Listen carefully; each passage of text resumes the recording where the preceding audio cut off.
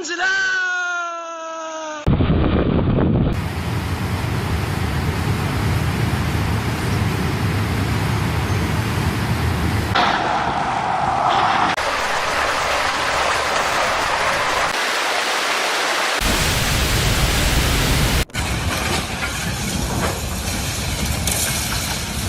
围墙都冲倒了，快打电话叫救援了！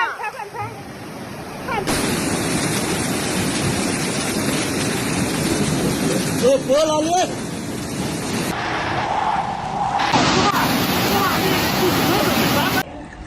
你看这车还跑嘞，你看，我操，这真他要开的。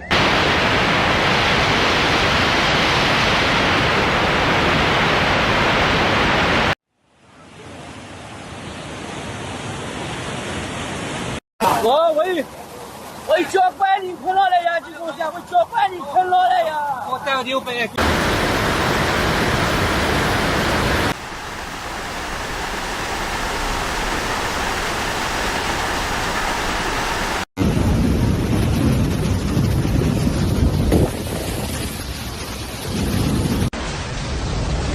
Gansu, China. Swollen rivers have ripped through towns and villages, unleashing a flood that has left a trail of destruction across the province. Streets once full of daily life are now muddy rivers, and homes stand as broken shells surrounded by debris.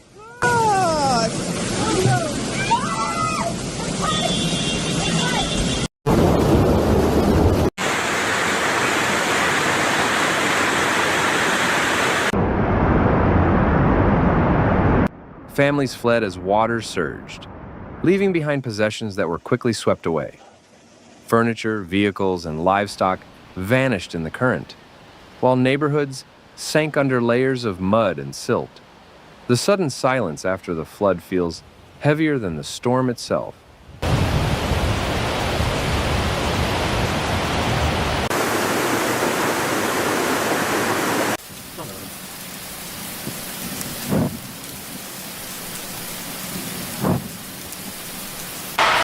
Farmers now face devastation in their fields.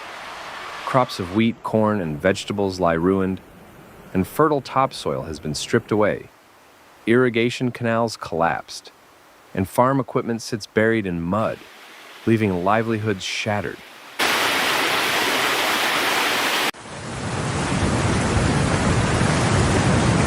我天！哎呀，我操！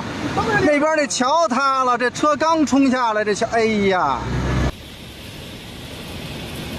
The loss goes beyond one harvest. Productive land has been scarred for years to come, and the financial strain on families is immense.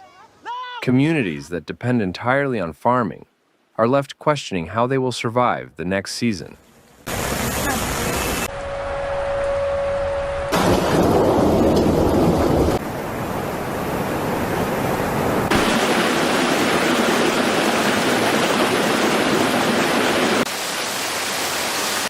Transportation networks have been torn apart. Bridges buckled under the flood's force, highways cracked wide open, and landslides buried entire stretches of road. Many rural towns remain cut off, with aid crews struggling to reach them.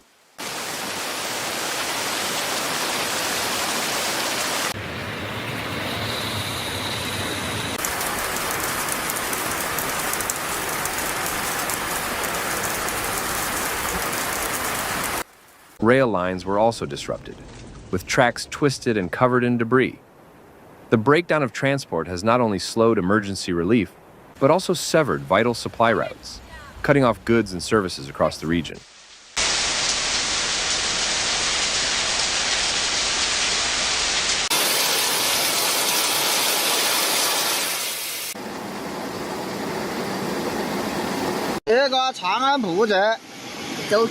Public buildings have been hit hard. Schools were flooded, classrooms destroyed, and textbooks washed away. Hospitals lost equipment, medicine supplies were contaminated, and clinics were left without power or clean water.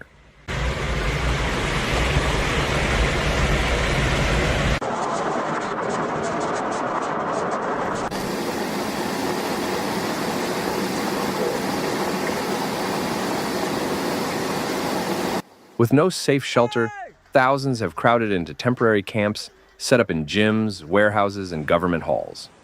Tents and makeshift bedding are now home for families who have lost nearly everything.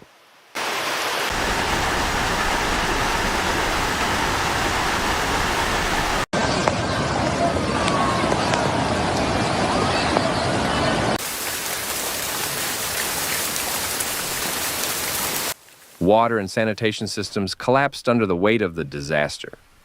Pipelines broke, wells were polluted, and entire reservoirs turned unsafe.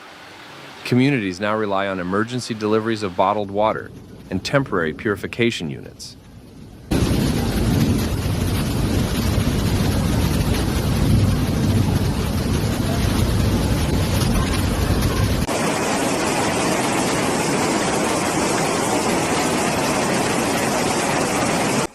Stagnant pools of water remain across towns and fields, breeding mosquitoes and posing further risks.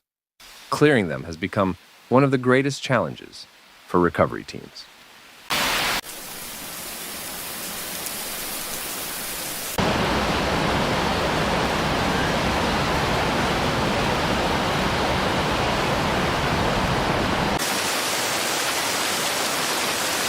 The economic toll is staggering.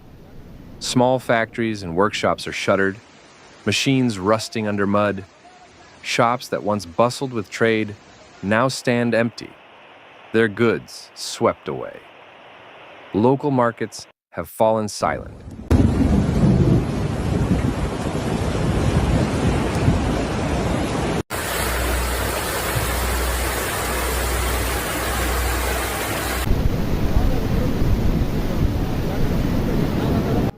Business owners face mounting losses while families line up for aid. Banks are swamped with requests for relief loans, and provincial officials warn the cost of recovery will run into the billions.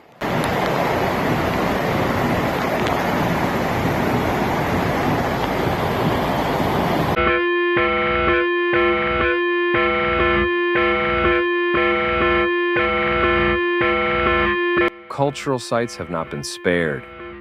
Ancient temples, stone bridges, and traditional houses were battered by the water, erasing fragments of the province's heritage. For many, the loss of these landmarks feels as heavy as the physical damage.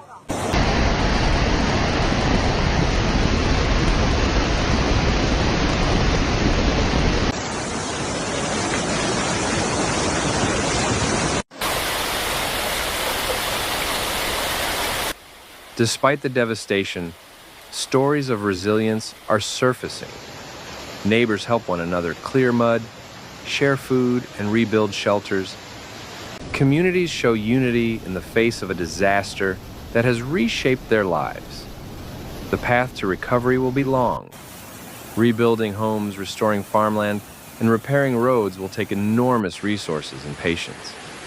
Yet Gansu's people, hardened by loss, are already beginning the work of starting again.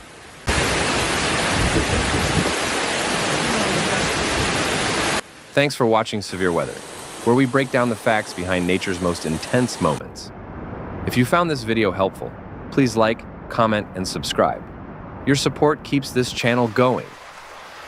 Hit the bell so you never miss a real, calm, and clear report.